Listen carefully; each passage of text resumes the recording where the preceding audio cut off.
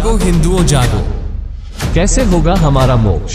इसके विषय में आइए जानते हैं सबसे पहले अन्य धर्मगुरुओं के विचार। तो सीधी सी बात यह है कि मोक्ष का मतलब है हर पल खुश रहना, बस यही मोक्ष है। और हृदय में ना कोई शोक ना कोई चिंता, निरंतर भजन भगवान का चल रहा है। आप खुद मुक्त हो गए, जीते जी मुक्त हो गए। मरने के बाद की बात जाने दो। इस ब्रह्मांड में जितने भी तथाकथित अपने आप को धर्म कहने वाले विषय हैं, वो मोक्ष की बात कोई नहीं करेगा, कहीं मोक्ष की चर्चा नहीं। भगवान का नाम बार बार पुकारता रहे तो जो तपस्या से भी मुक्ति नहीं होती, वो भगवान की कथा से सहज मुक्ति हो जाती है। जो कुछ तुम्हें चाहिए उसके अलावा बाकी जो कुछ तुमने पकड़ रखा हो, फिर उसे बोझ जानकर त्याग देना, यही मुक्ति है। समझ ही गए हो कि मुक्ति का मतलब सिर्फ छोड़ना ही नहीं है, मुक्ति का मतलब पाना भी है। शिव महापुराण की कथा कहती है, मात्र एक सूत्र भी हमारे जीवन में हमने अगर उतार लिया तो वो 6 सूत्र का एक सूत्र पाने पर भी हम भगवान के परम धाम को, मोक्ष पद की ओर जा सकते हैं। मृत्यु के समय पर, प्राण छूटते समय मनुष्य के मस्तक पर यदि त्रिपुंड लगा हुआ है तो वो जीव कभी फिर मृत्यु लोक में जन्म नहीं लेता। अभी आपने सुना आचार्यों व कथावाचकों के विचार। सभी ने अपने विचार से अलग अलग मोक्ष की परिभाषा बताई, लेकिन हम अब अपने धर्म के शास्त्रों, गीता, वेद, पुराणों से जानेंगे कि पूर्ण मोक्ष की विधि क्या है, जिससे हम दोबारा जन्म मृत्यु के चक्र में नहीं आएंगे। मोक्ष प्राप्ति की विधि कहते हैं कि जो सच्ची साधना सतगुरु से प्राप्त हो जाती है, उस भक्ति के करने से पूर्ण मोक्ष हो जाता है। पूर्ण मोक्ष प्राप्त प्राणी उस लोक में चला जाता है जहां पर इसको कर्म किए बिना ही प्राप्त होता है। श्रीमद् भगवत गीता के अंदर उसको निष्कर्मे मोक्ष कहा है। जैसे श्रीमद् भगवत गीता अध्याय नंबर 8 के श्लोक नंबर 1 में अर्जुन ने पूछा कि प्रभु आपने गीता अध्याय नंबर 7 के श्लोक नंबर 29 में कहा है कि मेरे आश्रित होकर किस बात पे? चौथे अध्याय के 32वें श्लोक में कहा है कि जो तत्व ज्ञान है, साधनाओं की विशेष जानकारी, धार्मिक अनुष्ठानों की, यज्ञों की विशेष जानकारी सच्चिदानंद घन ब्रह्म की वाणी में लिपिबद्ध है। और 25 से लेकर 30 तक चौथे अध्याय में मंत्रों में बताया है। उसमें बताया कोई ऐसे करता है, कोई ऐसे करता है, कोई ये साधना करता है, कोई खड़ा होकर तप करता है, कोई हठयोग करता है, कोई देवताओं की पूजा करता है, और कोई स्वाध्याय ही करता है, कोई योग अभ्यास करता है, योगासन। कहते हैं वो अपनी अपनी साधनाओं को पापनाशक जानकर कर रहे हैं, लेकिन इस प्रकार की साधनाओं की विशेष जानकारी सच्चिदानंद घन ब्रह्म की वाणी में, जो परमेश्वर ने स्वयं आकर ज्ञान दिया है अपने मुख कमल से ब्रह्मणे मुखे, और वो तत्व ज्ञान है, उसमें विस्तार से लिखी गई है। चौथे अध्याय के 34वें श्लोक में कहा है कि उस तत्व ज्ञान को तत्वदर्शी संतों के पास जाकर समझ, उनको दंडवत प्रणाम करने से, कपट छोड़कर नम्रता पूर्वक प्रसन्न करने से वो तत्वदर्शी संत तुझे उस परमात्म तत्व का ज्ञान कराएंगे, परमात्मा का। अब गीता ज्ञानदाता भी उस परमात्म तत्व के यानी तत्व ज्ञान से अपरिचित है।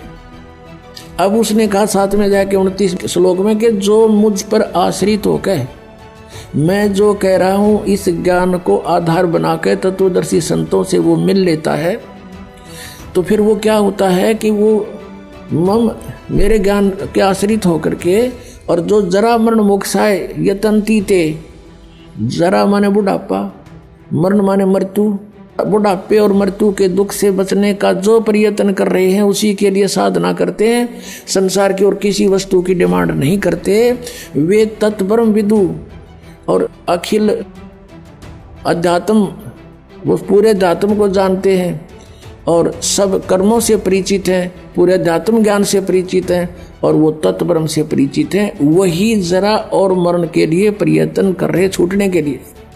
श्रीमद् भगवत गीता अध्याय नंबर 18 के श्लोक नंबर 62 में कहा कि अर्जुन तू सर्व भाव से उस परमेश्वर की शरण में जा, उसकी कृपा से तू परम शांति को और सनातन परम धाम को प्राप्त होगा, शाश्वतम स्थानम।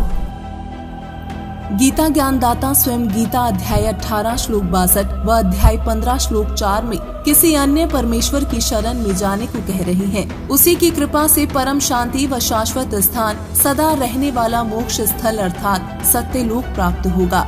अपने विषय में भी कहा है कि मैं भी उसी की शरण में हूँ। उसी पूर्ण परमात्मा की भक्ति करनी चाहिए तथा कहा है कि उस परमेश्वर के परम पद को प्राप्त करना चाहिए, जहाँ जाने के पश्चात साधक लौटकर इस संसार में कभी नहीं आते, अर्थात उनका जन्म मृत्यु सदा के लिए समाप्त हो जाता है।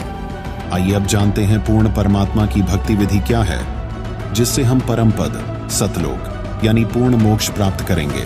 प्रथम मंत्र में आपको अब ये 7 मंत्र बना के दिए जाते हैं। पहले 5 मंत्र देते थे नानक साहिब भी और परमेश्वर कबीर साहिब जी भी।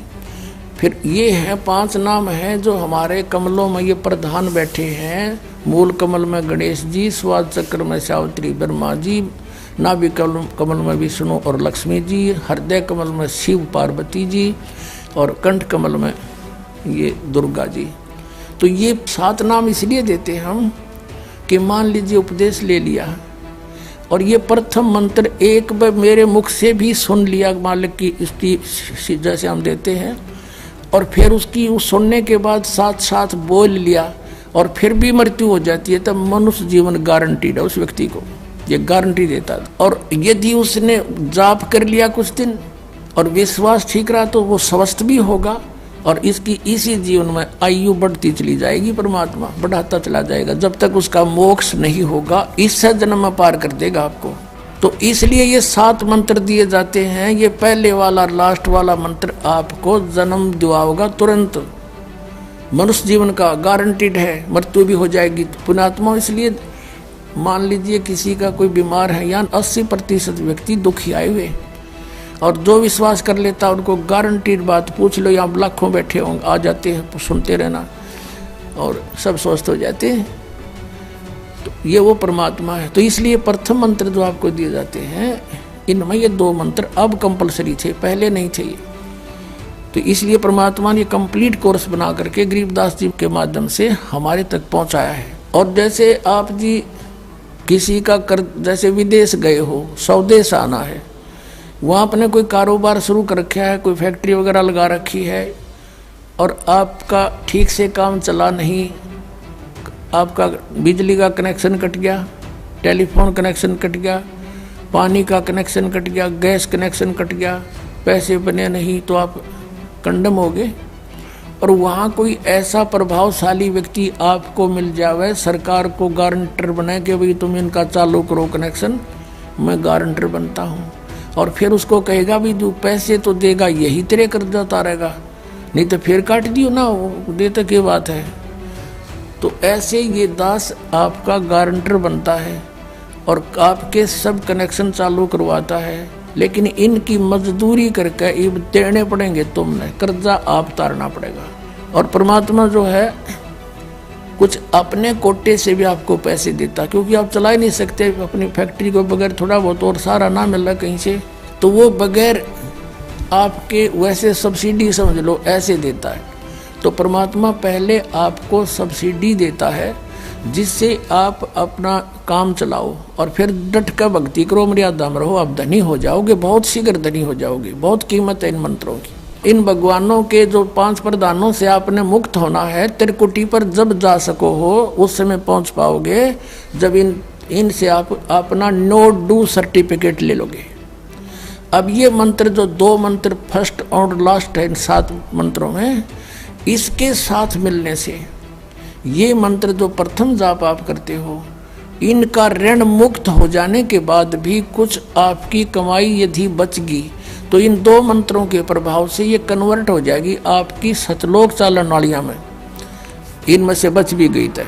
और फिर जब आप यहाँ से प्रस्थान करोगे तो आपका अकाउंट, अब ये कहते हैं राधा स्वामी धन धन सतगुरु वाले, ये जय गुरुदेव वाले कहते हैं, हमारे गुरुजी तो कहते हैं हम तो सीधे त्रिकुटी से चलते हैं। यहाँ बताते हैं त्रिकुटी यहाँ नहीं है, त्रिकुटी इसके पीछे बैक में है, यहाँ पर जो नीचे से सारा ये तंत्र साथ मिला हुआ आता है, यहाँ है पीछे।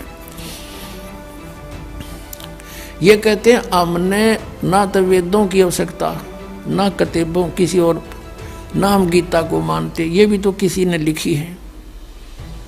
और हम तो सीधे त्रिकुटी से प्रारंभ करते हैं अपना रास्ता, त्रिकुटी से, उसका किसी ने नहीं पता। ये सारे ऋषि महर्षि त्रिकुटी माथा मारा करते और उन्हें खक नहीं पाया आज तक। त्रिकुटी से तो बहुत आगे जाना हमने, और त्रिकुटी पर जाना कोई बालकों का खेल है, कोई बरवाले का बस स्टैंड है, चाहे पैदल पहुंच जाओ चाहे रिक्शा में बैठ कर पहुंच जाओ। त्रिकुटी इज द इंटरनेशनल एयरपोर्ट, त्रिकुटी अंतर्राष्ट्रीय हवाई अड्डा जानो। और वहाँ वही व्यक्ति जाता सैर सपट्टे, तो कोई धक्के खाए जाओड़ा क्या फायदा होगा, उसने देख भी और राजा उल्टा, क्या फायदा उसका। वहाँ पर केवल वही व्यक्ति जाता है जो पहले टारगेट बना चुका होता है, और उस जिस देश में जाना है उसका पासपोर्ट और यहाँ की सरकार से नो ड्यू सर्टिफिकेट, और तब वो उस इंटरनेशनल एयरपोर्ट पर जाकर कुछ लाभ उठा सकता है। तो वहाँ से फिर आगे कैसे जाएंगे, उस त्रिकुटी पर पहुँचने के लिए तो सारा झंझट है, उस पर जाए पाचा फिर आप पे काम बन गया। तो त्रिकुटी पर जाने से पहले हमने इन भगवानों से नो ड्यू सर्टिफिकेट लेने पड़ेंगे। और आपकी ये ऐसी भक्ति है, इसे ऑटोमेटिक, ये देवता है, ये कोई किसी के साथ भेदभाव नहीं करते। आपकी कमाई एग्जैक्ट लिखी पाएगी कंप्यूटर की तरह, और जो आपका ड्यू शेष होगा आपको थमा दिया जाएगा। हृदय कमल में जीव रहता है, और इसके यहाँ से फिर ये सबसे पहले इसका रास्ता है त्रिकुटी बजाने का, सबसे पहले मूल कमल में जाना पड़ेगा। मूल कमल से फिर सीधा रास्ता बनता है त्रिकुटी तक जाने का। उससे पहले गणेश जी के लोक में से गुजरना पड़ेगा, उसका एक जैसे बैरियर होते हैं प्रत्येक बॉर्डर पे, यहाँ ऐसे बैरियर हैं। वहाँ जब आप जाओगे आपके सामने आपके मस्तिष्क पर जैसे लॉकेट होता है ऐसा लगा पाएगा, और तुरंत आपको कहा जाएगा चलो आप जाओ, आपकी ये पूंजी, और वो आपके उस मस्तिष्क में ऐसे लॉकेट पे वो नो ड्यू सर्टिफिकेट छपता चला जाएगा। फिर आगे चलोगे आप, आगे आप पहुँचोगे जब विष्णु जी के लोक में, वहाँ भी आपको ऑटोमेटिक मिलेगा, कोई बाधा नहीं मिलेगी, क्योंकि वहाँ तो चोरों को पकड़ा जाता है, सा को थोड़ा, वो देवता भी तो हैं, वो किसी के साथ जरा सी भी गड़बड़ नहीं करते। फिर ऐसे शिव के लोक में से शिव इस कमल में, हृदय कमल से फिर त्रिकुटी कंठ कमल में आएंगे, फिर हम त्रिकुटी पर पहुंचेंगे। अब त्रिकुटी पर जाने के बाद इस सतनाम के जो प्रथम मंत्र का अकाउंट वहाँ देंगे, लेकिन वहाँ पर यह काल बकवाद करवा देता है। यहाँ का जो जितने देव हैं ये अपने सतर पर कोई गलती नहीं करते, ये करवाता है। जैसे श्री कृष्ण, इसने सारे प्रयत्न किए थे कि भी युद्ध ना हो, सबसे प्रार्थना की थी दोनों पक्षों से। फिर इन्होंने देख लिया था कि ये मानना नहीं, ये तो इन मत बुद्धि भ्रष्ट हो चुकी है। और उसमें क्या था कि सब रिश्तेदार राजा आधे आधे बांटने थे उन्होंने। ये राजा को भाई जो कौरवों के पक्ष में आना चाहता है वो अपनी स्वीकृति दे दो, पांडवों के पक्ष में आना चाहता है वो अपनी स्वीकृति दे दो, ऐसे कति तैयारी होगी। तब श्री कृष्ण जी ने सोचा भाई अब ये तो मेरा भी नंबर आओगा, मैं भी राजा हूँ, और मैं पांडवों का रिश्तेदार, क्योंकि श्री कृष्ण की बहन अर्जुन का ब्याह रखी, रिश्तेदारी पक्की, और उधर से वो चाचे ताऊ थे, कोई अलग नहीं। तो श्री कृष्ण जी ने यहाँ तक कह दिया कि भी एक तरफ तक मैं हूँगा, एक तरफ मेरी सेना होगी, अब मांग लियो जिसको मांगना हो। और यहाँ तक भी कह दिया कि मैं हथियार नहीं उठाऊंगा।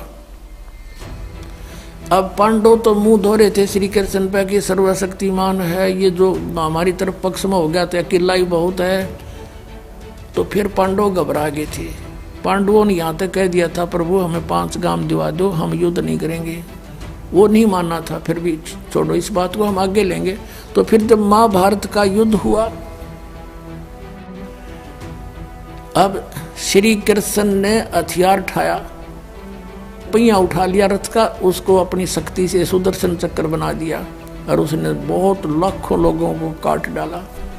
अब ये अपने सतर पर गलती नहीं करते, ये देवता जब तक ये न्यूट्रल रहते हैं, और जब इस काल ने इन पर प्रभाव किया, अंदर प्रवेश कर गया इसके काल, श्री कृष्ण के पाप को बनवा दिए इसके, और सुदर्शन चक्र उठवा दिया और झूठा बना दिया, वह प्रतिज्ञा भंग करवा दी। ऐसे ये त्रिकुटी पर जाकर चाल चाल है, यहां तक नहीं बोलता ये। अब वहां ये कोशिश करता है कि इसको यहां उलझा दूं। उससे पहले बहुत सी ऐसी बहुत से वहां पर त्रिकुटी तो एक बहुत बड़ा सांग है, बहुत बड़ा प्लेटफार्म है, और वहां पर कहीं पर डांस हो रहे हैं, कहीं पर दुकानें लगी हैं, औरतें खड़ी हैं, नाच रही हैं, कोई अर्धनग्न शरीर में खड़ी हैं, और बहुत से वैसे सुंदर सुंदर खड़े हाथी सजे हुए। तो ये जीव वहां जाकर बिचल जाता है। सब ये नकली गुरु भी वहीं खड़े हैं, नकली गुरुओं का रूप बनाकर तो काल आता है, और अपने असली गुरु का रूप बनाकर परमात्मा आते। इस दास के रूप में आपको त्रिकुटी पर उपलब्ध होंगे परमात्मा। तो वहाँ क्या होगा कि कई बार ये काल भी परमात्मा यानी असली गुरु का रूप बनाकर खड़ा हो जाता है। तो सबसे पहले आप क्या करोगे, प्रणाम जब करोगे गुरुदेव को, ये स्वभाव तो आपका यहाँ बना ही दिया जाता है, गुरु जी दिखे दंडवत करोगे। दंडवत करते समय एक सतनाम का सुमरण अवश्य करना होता है। 1 सेकंड, ये 10 सेकंड मुश्किल से लगती है। श्वास उस श्वास का सिमरण करें प्रणाम करते समय, और उठ कर जब देखोगे यदि परमात्मा होंगे तो एज इट इज पाओगे, और जब काल होगा दास के रूप में तो उसका स्वरूप बदला पाओगा, ऊपर का कपड़ा हटा पाओगा, उसका असली सूरत मिल जाएगी, तो आप वहाँ से बच जाओगे। अब फिर क्या होगा कि फिर तुम जैसे यहाँ आप देखते हो गुरु जी आगे सारे पीछे पीछे हो लेते हो, तो वहाँ जब मृत्यु होगी आपको स्वप्ना सा दिखेगा। जैसे आप किसी ऑफिस में गए हो किसी काम बस, और वहाँ आपका काम फटाफट होता जा रहा है, नहीं होता है तो आप दुखी हो रहे हो, बार बार बैठ कर रो रहे हो, तो ऐसे ही चलेगा वो। तो वहाँ जाते ही जब आपको गुरुजी दिखेंगे, आप एकदम इसी स्वभाव से जो आपकी यहाँ रिहर्सल हो रही है, आपके अंदर जो आस्था कसक पैदा हो रही है, ये वहाँ काम आवेगी आपके। तो ये सब रिहर्सल यहाँ कराई जा रही है कि गुरु को परमात्मा जानकर ये सब क्रियाएं करो, तो वहाँ ये आपके काम आऊँगी, वहाँ अपने यूज होंगी ये सारी फार्मूले। तो जब आपको ये पक्का हो गया कि ये है गुरुजी, फिर आपको लेकर के धर्मराज के दरबार में परमात्मा जाएंगे इस दास के रूप में, और धर्मराज से कहेंगे जी इसका हिसाब कर दो, भगवान का आदेश है, आप लो अपना ये एक इसकी कमाई जो तुम्हारे सत्र की वो प्राप्त करो। ओम नाम की कमाई और ये यज्ञों का जो बचा हुआ यहाँ प्रयोग हो गया सो हो गया यज्ञ, फिर भी बचे हुए भी आपको वहाँ देने पड़ेंगे कि आप अपना संभालो अपने सत्र की। जैसा कि आपके संविधान में लिखा है, ये पवित्र वेद पवित्र गीता भगवान का संविधान है, इसके विरुद्ध जो कार्य करता है वो दोषी है, चाहे जज है चाहे बिना जज है। तो यहाँ का न्यायाधीश बहुत समझदार है, उसने वो सब समझता है। परमात्मा याद दिलाता है 18वें अध्याय के 66वें श्लोक में लिखा है, सर्वधर्मान परित्यज्य माम एकम शरणं व्रज। अपना अपने सत्र की जो तुम्हारी है वो अपनी लो, इसकी पूजाएं और इसको छोड़ो, आगे चलेगा ये।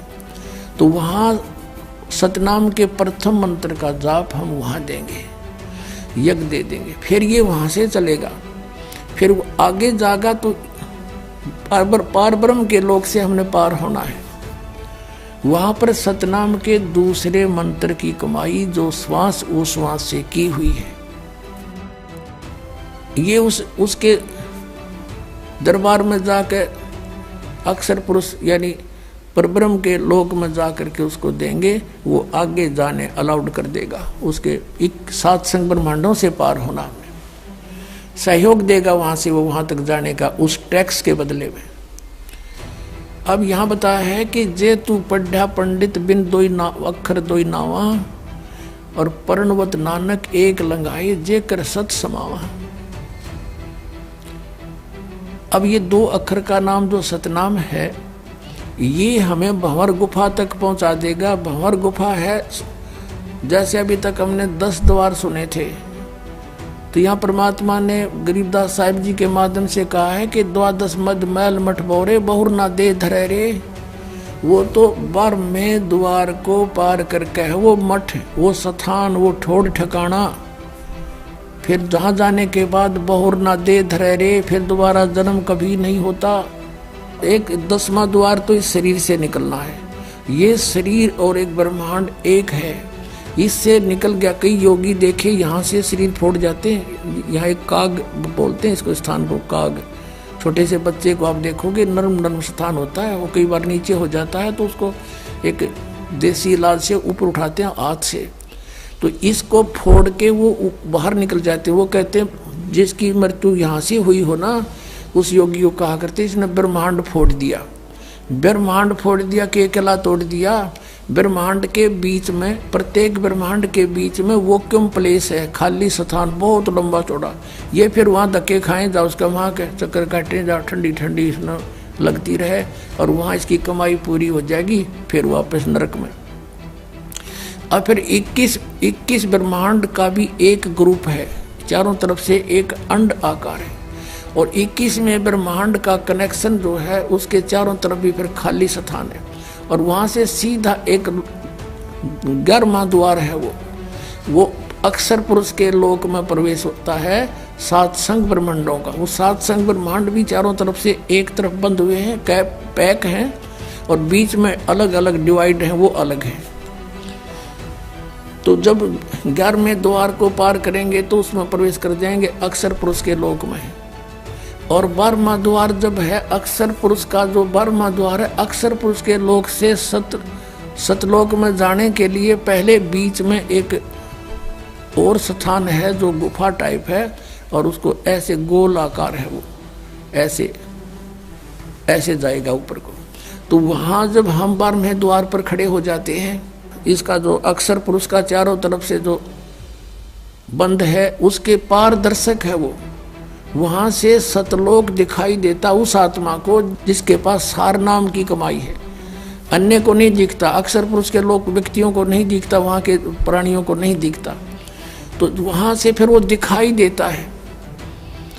अब जैसे नानक साहब ने कहा है कि एक छुड़ावे एक लखावे, यूँ तो छुड़ाओगा कालते सतनाम का पहला मंत्र ओम, और वो जो दूसरा मंत्र है वो लखावेगा, वहाँ जाकर एंड पे बैठा देगा, और वहाँ से आपको सतलोक दिखाई देगा। पार नहीं हो सकते, सार नाम है जिसके पास, तो फिर वो आगे उस भंवर गुफा से पार करके और फिर आपको 12वां द्वार पार करके तब परमात्मा का वो मठ है, वो स्थान है, सतलोक है, जहाँ जाने के बाद साधक फिर लौट कर कभी संसार में जाते।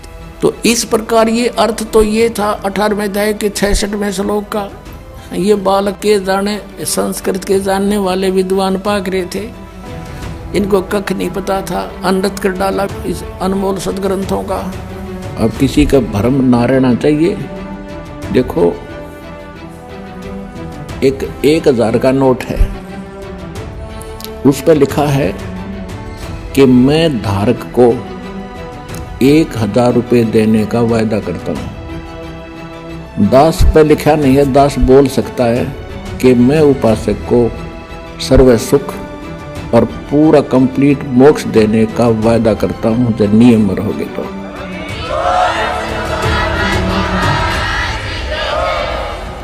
दोस्तों, आपने देखा अन्य धर्मगुरु व संत रामपाल जी महाराज के विचार। आपने ये भी देखा नकली धर्मगुरुओं ने मोक्ष के विषय में क्या बताया, जिसका वेदों शास्त्रों से कोई प्रमाण नहीं, लेकिन संत रामपाल जी महाराज जी ने हमें वेदों शास्त्रों से प्रमाणित किया कि हमारा पूर्ण मोक्ष कैसे होगा। पूर्ण मोक्ष की भक्ति विधि से परिचित भी करवाया और ये भी बताया पूर्ण परमात्मा की भक्ति से हमारा सदा के लिए जन्म मृत्यु समाप्त हो जाएगा। धन्यवाद।